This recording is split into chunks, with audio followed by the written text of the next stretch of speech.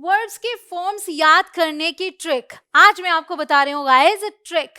और मैं आपसे कहती हूँ कि सबसे पहले अपने माइंड से ये निकाल कर फेंक दीजिए कि ये मुश्किल है। वर्ब्स बहुत सारे हैं इंग्लिश में, लेकिन उनके फॉर्म्स को याद करना बहुत ही आसान है। जैसे अगर आपके पास एग्जाम में 100 मार्क्स का पेपर है और मैं बोलूँ कि आपको 90 मार्क्स लाने हैं और उसके लिए आपको सिर्फ और सिर्फ ईडी लिखना है, तो आपको आसान लगेगा? बिल्कुल लगेगा। अरे सब में आपको ईडी लगा देना है। तो वही चीज यहाँ भी है। जितने भी वर्ब्स हैं इंग्लिश लैंग्वेज में, उसमें से 90% ऐसे वर्ब्स हैं जिनमें सिर्फ और सिर्फ ईडी लगाना है। आपको फॉर्म्स याद करने की जरूरत ही नहीं है, समझिए। सिर्फ जो बचे हुए 10% है ना, वहीं पर आपको थोड़ा सा याद करने की जरूरत है। वो भी मैं आपको पैटर्न बताऊंगी, ट्रिक्स बताऊंगी, तो वो भी आपके लिए बिल्कुल आसान हो जाएगा। तो देखिए, सबसे पहले कॉन्सेप्ट को समझिए। जो वर्ब है वो कितने तरीके का होता है? दो तरीके का, रेगुलर और इरेगुलर। रेगुलर वर्ब्स कौन से हैं? रेगुलर वर्ब्स वो हैं जिनके सेकेंड फॉर्म बनाने के लिए और थर्ड फॉर्म बनाने के लिए आपको सिर्फ और सिर्फ ईडी ऐड करना है। वो सभी रेगुलर वर्ब्स हैं। जैसे वॉक का वॉक्ड, वॉक्ड हो गया। जंप है तो यहाँ भी आपने ईडी ऐड कर दिया, यहाँ भी आपने ईडी ऐड कर दिया, ये भी एक रेगुलर वर्ब है। अब यहाँ आते हैं, यहाँ ऑलरेडी देखिए ई है तो इसमें हम सिर्फ डी ऐड करेंगे, मतलब ईडी ऐड करना है। ई ऑलरेडी है तो सिर्फ डी ऐड करना है, और ये भी एक रेगुलर वर्ब है। तो 90% तो ऐसे ही है, सिर्फ और सिर्फ 10%, इवन कह सकते हो कि 90 से ज्यादा इस कैटेगरी में आते हैं।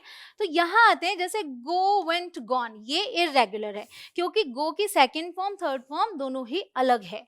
तो अब इसमें आ जाते हैं, हिट का क्या है? हिट सेकेंड फॉर्म भी हिट है, थर्ड फॉर्म भी हिट है। तो ये क्या रेगुलर हुआ? क्योंकि इसमें आप देख रहे हो कि चेंज ही नहीं हो रहा है। जी नहीं, ये हमेशा ध्यान रखिए कि सिर्फ और सिर्फ ईडी जिनमें लगता है वो रेगुलर है, बाकी सब चाहे जिस पैटर्न में हो वो सब इरेगुलर होते हैं। तो अगर सेम है तीनों फॉर्म्स तो भी वो इरेगुलर है। देखिए, टेल की सेकेंड फॉर्म और थर्ड फॉर्म सेम है। टोल्ड, टोल्ड, ये भी आपका इरेगुलर है। एक इस तरीके का होता है कि फर्स्ट फॉर्म और थर्ड फॉर्म जो है वो सेम है, बीच का केवल चेंज हो गया, केम बन गया। सो कम, केम, कम, ये भी इरेगुलर है। और आगे हम बात करेंगे, लेकिन एक चीज और देखते हैं यहाँ पर। अगर आपने कम सीख लिया तो बिकम क्या मुश्किल होगा आपके लिए? जी नहीं, बस और ये आप देखिए कि ये बिकम है तो और कोई चेंज नहीं आएगा, ये बिकेम होगा और ये बिकम होगा, मतलब पैटर्न वही है। उसी तरीके से गेट, गॉट, गॉटन होता है। तो अगर फॉरगेट है, मान लीजिए FOR, फॉरगेट है तो बस फॉरगॉट, फॉरगॉटन हो जाएगा। मतलब ये बहुत ही आसान है। इसकी अगर मैं बात करूं तो एक चीज आपको समझ में आ रही होगी कि ऐसे कई सारे वर्ब्स होंगे जो कि जिनके तीनों फॉर्म्स सेम हैं। तो मैं आपके लिए काम आसान कर देती हूँ। जो इरेगुलर वर्ब्स हैं इनकी पूरी की पूरी लिस्ट आपको स्क्रीन पर दिख रही है अभी। आप एक स्क्रीनशॉट ले लीजिए तो आपके लिए आसानी होगी। इन सबको आपको याद कर लेना है। अब जो याद करने में दिक्कत आती है उसके लिए मैं आपको ट्रिक क्या दे रही हूँ कि आपके लिए मैंने एक प्रॉपर PDF तैयार की है जो कि मेरे एप्लीकेशन पर अवेलेबल है। इंग्लिश कनेक्शन आप इंस्टॉल कर लीजिए प्ले स्टोर से। वहां पर आप जब स्टडी मटेरियल में जाएंगे तो आपको पूरा का पूरा PDF मिलेगा। वो इस तरीके से मैंने बनाया है जिसमें कि आप ये देख पाएंगे कि ऐसे वर्ब्स जिनके तीनों फॉर्म सेम है वो मैंने एक कैटेगरी में रख दिया है। ऐसे वर्ब्स जिसकी फर्स्ट फॉर्म छोड़ देते हैं, मतलब फर्स्ट फॉर्म तो जो है वो रहेगी, केवल सेकेंड और थर्ड फॉर्म बिल्कुल सेम है, उसे एक कैटेगरी में रख दिया है।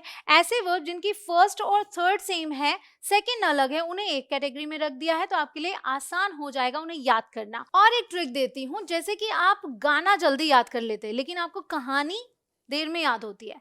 गाना इसलिए जल्दी से याद होता है क्योंकि उसमें एक धुन होती है, आप उसे गुनगुनाते रहते हैं और याद कर लेते हैं। जैसे ding dong ding, ding dong ding dong. उसी तरीके से मान लीजिए एक आपको मैं ये वर्ब देती हूँ, रिंग, ठीक है। मैं आपको देती हूँ रिंग, तो इसकी जो सेकंड फॉर्म है वो है रैंग, ठीक है। थर्ड फॉर्म है रंग। तो आप इसे इस तरीके से याद कीजिए, रिंग रैंग रंग, रिंग रैंग रंग, रिंग रैंग रिंग रैंग रंग। इस तरीके से बोल के आप याद कर सकते हैं। आप अपना ट्यून बना लीजिए, जरूरी नहीं आप मेरे ट्यून पे ही याद करें, हर चीज के लिए बना सकते हैं। बिकम, बिकेम, बिकम, तो जब आप वो लय की तरह याद कर लेंगे ना, एक धुन में याद कर लेंगे, जैसे ही आप पहला बोलेंगे दूसरा आपके माइंड में ऑटोमेटिकली आ जाएगा। ये काम करने वाला है पक्का। गाइस, इर्रेगुलर वर्ब्स जितने भी हैं, अगर आपको सभी एक जगह पर चाहिए तो उसके लिए मैं आपके साथ एक लिंक शेयर कर देती हूँ। और हाँ, मैं बता दूं, ये कोई स्पॉन्सर्ड वीडियो नहीं है। उस लिंक की खासियत ये है कि वहां पर आपको सब कुछ स्ट्रक्चर्ड वे में मिल जाएगा। जैसे गो, वेंट, गॉन है, तो वहां पर उसी के साथ उसके नीचे आपको मिल जाएगा अंडरगो, अंडरवेंट, अंडरगॉन। और वो जो लिंक है वो विकिपीडिया की है, मतलब विकिपीडिया ने इर्रेगुलर वर्ब्स की एक लिस्ट दी है। तो ये लिंक मैं आपके साथ पिन कमेंट में भी शेयर कर रही हूँ और डिस्क्रिप्शन में भी। Do check that out. और ये वीडियो पसंद आ रही है तो वीडियो को लाइक करें, चैनल को सब्सक्राइब करके बेल आइकॉन को हिट करें ताकि आप आगे आने वाली एक भी वीडियो मिस ना करें। और गाइज, अगर आप चाहते हैं कि मैं ऐसी वीडियोस और लेकर आती रहूं तो कमेंट सेक्शन में आपको लिखना है दिल मांगे मोर। आप कुछ भी सजेस्ट भी कर सकते हैं मुझे, अगला टॉपिक क्या होना चाहिए वो भी बता सकते हैं कमेंट सेक्शन में। और एक ट्रिक बहुत ही काम की आपके लिए ये है कि आप ये वाला जो है ना, ये वाली कैटेगरी, इसे तो आप बिल्कुल रट लीजिएगा।